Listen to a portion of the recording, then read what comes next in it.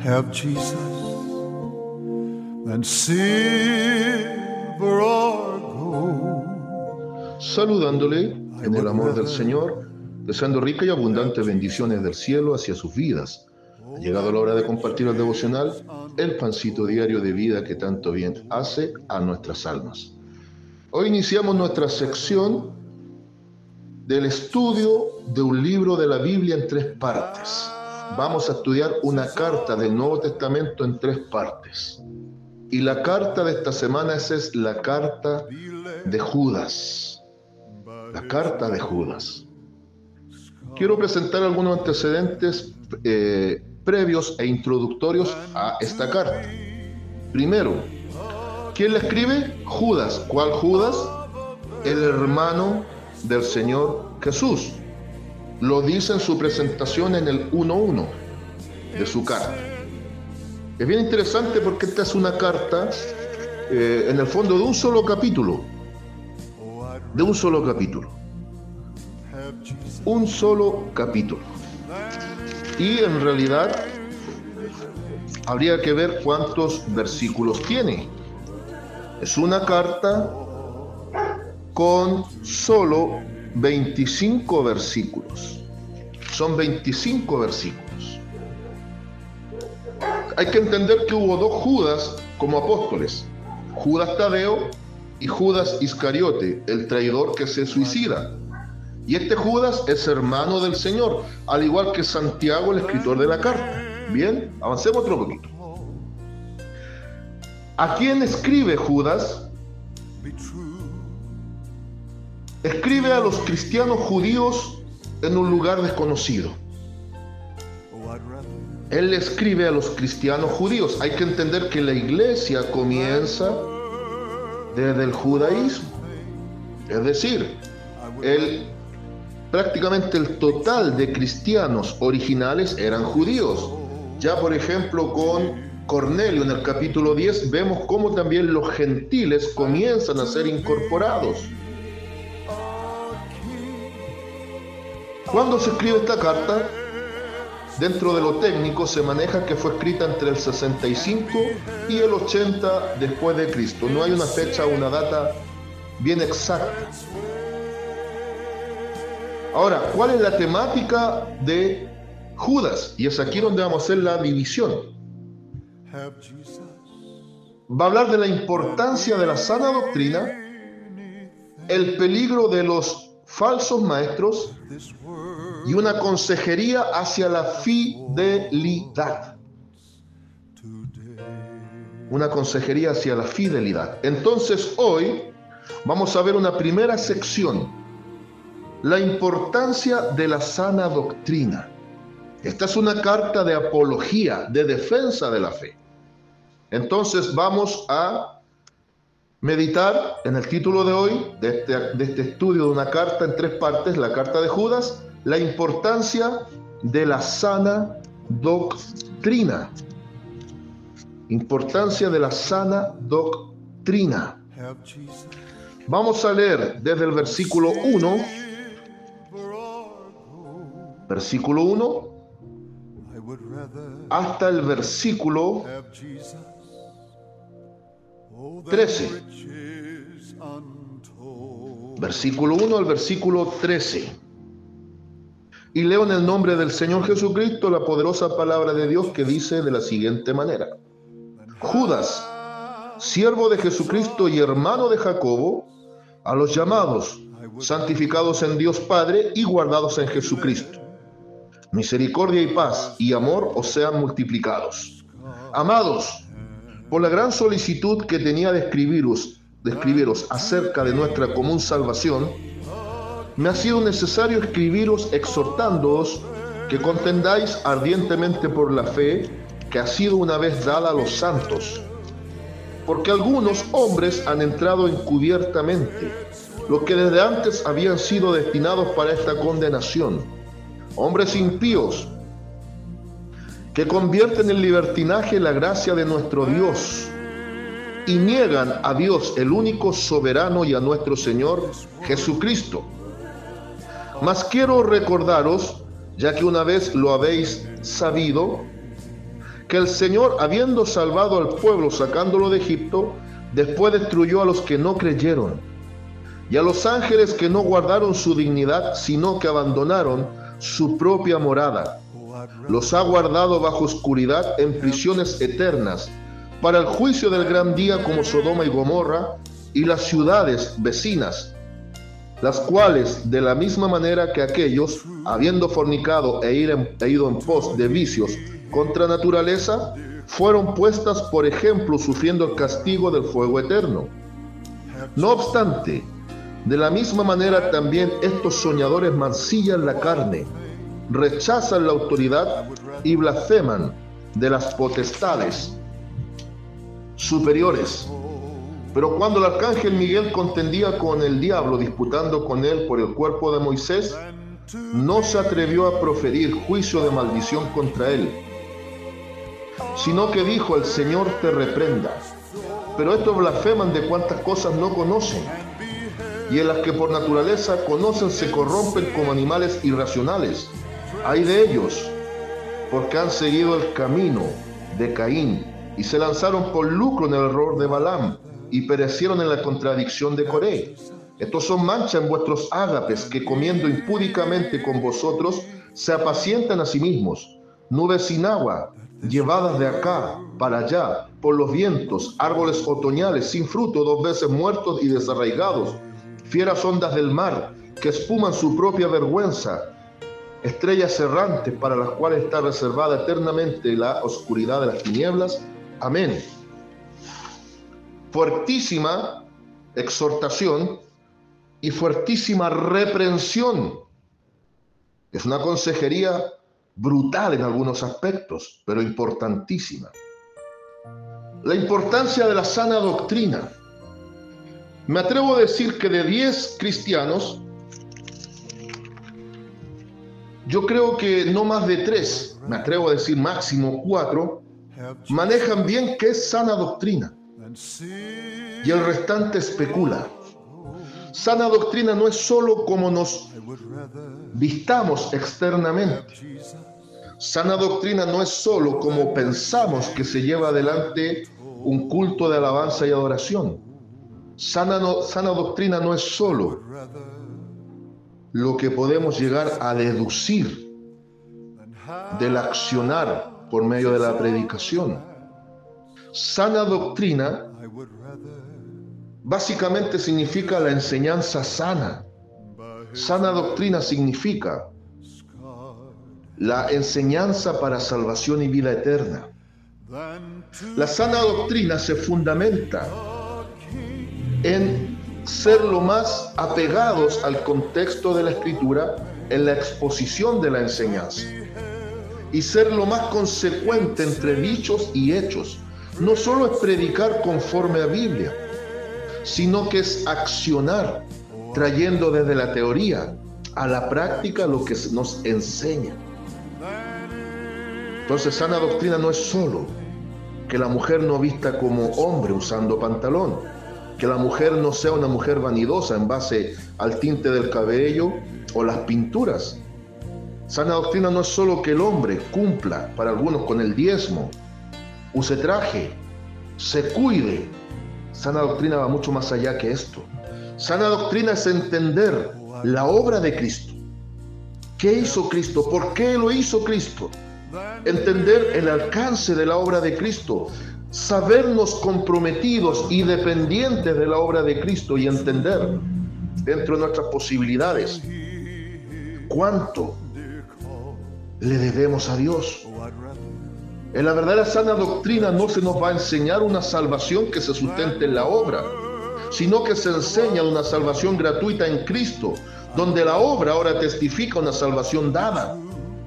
La sana doctrina nos va a ligar en una relación genuina con Dios, entendiendo que Cristo es la religión verdadera y que nosotros somos religiosos en el sentido de que llevamos la práctica del Evangelio en hechos concretos.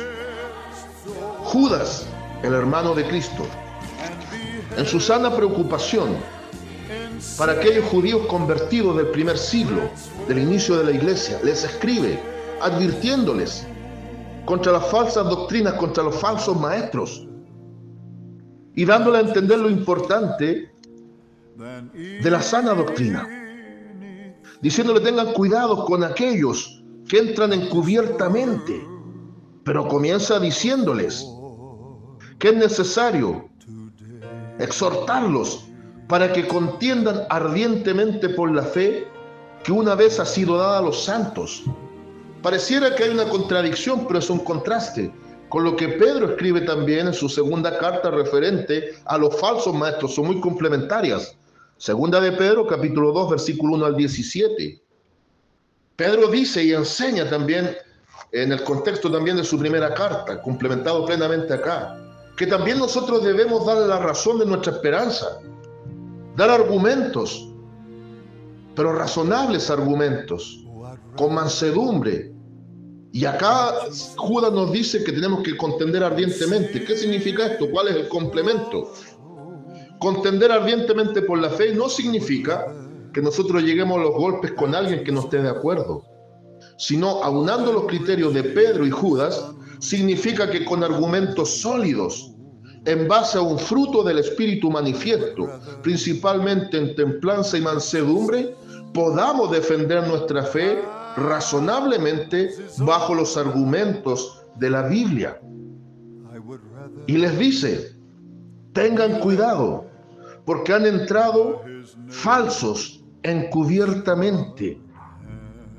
Y estos de antemano habían sido predichos, y en ellos hay condenación. El problema es que estos hombres impíos que enseñan y tuercen lo que es libertad por libertinaje, arrastran a muchos también a la condenación. La Biblia habla de libertad en Cristo, y libertad en Cristo no es libertinaje. La libertad en Cristo está regulada por la misma palabra de Dios, y eso es sana doctrina. Sana doctrina es vivir nuestra vida en libertad en Cristo, sabiendo que es una libertad con límites. Pablo el apóstol en 1 Corintios capítulo 6 versículo 12 y en 1 Corintios capítulo 10 versículo 23 dice: todo me es lícito, pero argumenta en el uno y en el otro pasaje. Todo me es lícito, pero no todo edifica. Todo es lícito, no todo conviene.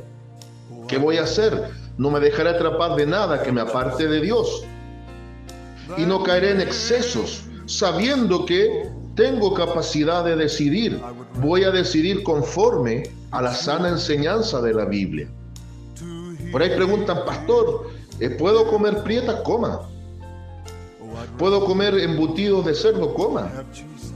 Pero ¿dónde tenemos que ser cautos?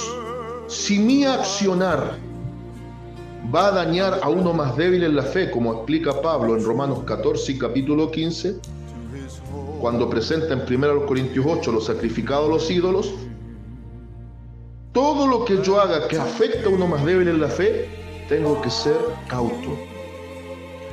Hoy por hoy, si alguien quiere comer prietas, no tiene problema en hacerlo, porque ya la iglesia no se mueve bajo los preceptos que fueron para Israel con respecto al tema de la sangre. La prieta es un alimento que procede de la sangre. ¿Se puede consumir o no? Queda a criterio. No va a haber condenación si la consume, pero si a otro le va a afectar, sea criterioso. Pablo en 1 Corintios 8 dice: mira, la carne que es sacrificada a los ídolos la venden más barato en las carnicerías. ¿Quieres consumirla? Consúmela, porque un ídolo nada es. Por lo tanto, lo que fue sacrificado en vanidad. Y después enseña por medio de lo que escribe a Timoteo: todo alimento ahora que es santificado delante de la presencia de Dios, es bendecido, puede ser consumido, para no caer en la religiosidad, que tienes que guardar toda la ley. Y esta era la lucha que tenía Judas, una lucha interna y una externa. Los religiosos ritualistas, tienes que guardar todos los preceptos de la ley, incluso circuncidarte, si no, no eres cristiano. Eran los mismos enemigos de Pablo. Ahora venían los de afuera, trayendo una enseñanza diferente, que propiciaba libertinaje. Entonces, la sana doctrina a la que apela Judas, a la que la misma Biblia apela, es un equilibrio bíblico, en donde sabemos que ahora tenemos libertad en Cristo, pero regulado por lo que la misma Biblia dice, siendo personas de criterio, personas sobrias de equilibrio, que propendamos siempre a un equilibrio bíblico para aplicarlo en el día a día en nuestras vidas. Y Judas está poniendo el dedo en la llaga, diciendo: cuidado con estos que traen enseñanzas diferentes. Cuidado. Y después les recuerda a partir del versículo 5 lo que Dios hizo a su pueblo cuando lo saca de Egipto. Pero también les recuerda cómo destruyó a los incrédulos de su pueblo. Después pone el ejemplo de los ángeles perversos, los ángeles que se rebelaron contra Dios, que están reservados a juicio. Después en el versículo 7 pone a las ciudades de Sodoma y Gomorra como ejemplo de castigo por la perversión.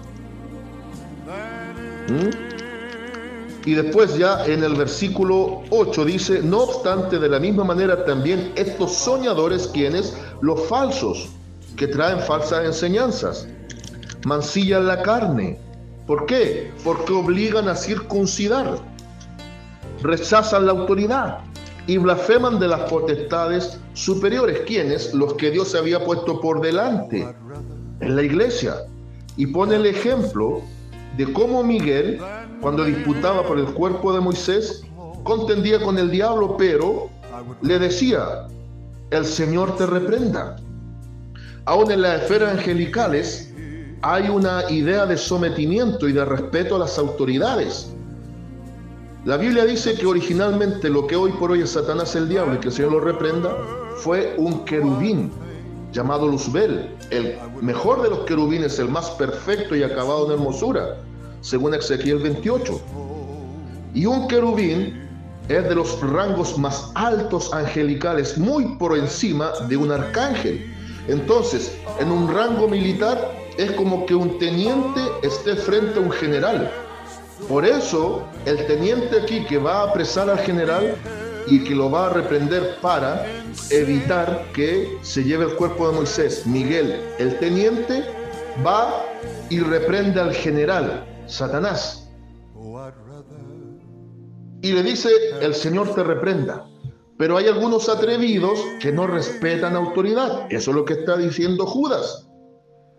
Entonces ya va dando varias evidencias. Los falsos entran encubiertamente, traen doctrinas de herejía, traen enseñanzas que a veces parecen con fundamento bíblico, pero que propician libertinaje en vez de libertad en Cristo, que no se sujetan y no se someten a las autoridades superiores establecidas por Dios.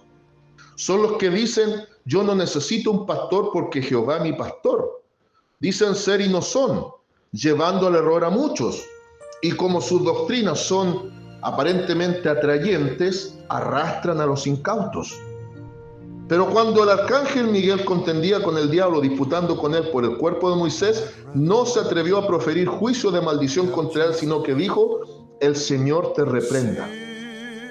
Pero estos falsos, dado los ejemplos de Judas, blasfeman de cuantas cosas no conocen, y en las que por naturaleza conocen se corrompen como animales irracionales. Terrible y fuerte. Y después añade y dice, y pone el ejemplo: hay de ellos porque han seguido el camino de Caín, asesinos espirituales de sus hermanos, y se lanzaron por lucro en el error de Balaam, hacen negocio de la fe, y perecieron en la contradicción de Coré, no se sujetan a las autoridades superiores. Ahí está la característica de los falsos, que va a ser la temática ahora del próximo devocional. ¿Se fija? Entonces, es fundamental entender lo que es sana doctrina. Sana doctrina es vivir conforme a lo que la misma palabra enseña. Ya no estamos por ley obligados a cumplir en estricto rigor los 10 mandamientos. Obviamente hay mandamientos de carácter moral que quedan para las generaciones, sí. Pero a veces dicen, guarda el sábado. Cristo dice, no, yo soy tu sábado, yo soy tu descanso. Descansa en mí. Era la lucha que hubo en los días de Cristo con los fariseos. ¿Cómo tú sanas en sábado? Si por ley es obligación descansarlo. Y Cristo le decía, pero si un animalito tuyo cae en desgracia, ¿acaso no lo atiendes? ¿Cuánto más? Si un ser humano está en desgracia, ¿por qué no lo puedo sanar yo? Y dice que el sábado fue hecho por causa del hombre y no el hombre por causa del sábado. Pero ahora Él es el sábado, Él es el descanso. No que debe ser el sábado, que debe ser el domingo. Mire, todos los días estamos en descanso en Cristo. Y si nosotros, la iglesia que llaman protestantes, celebramos el domingo como el día del Señor, es porque precisamente no estamos bajo la ley judía del sábado del descanso. Estamos en el contexto del Nuevo Testamento celebrando el día de la resurrección de Cristo. Entonces después Judas sigue añadiendo, dice, estos son manchas en vuestros ágapes.